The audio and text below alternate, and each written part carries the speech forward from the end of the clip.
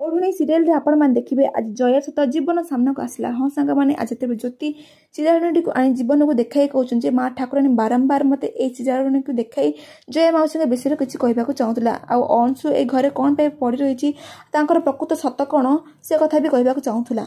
जीवन कहबा जो अंश आ जया मौसी ए अरुण सहित किसी ना संपर्क रही एक तुम जाणिकी मत आगुरी न कही केमती रही आबे तुम मत जनाऊछ।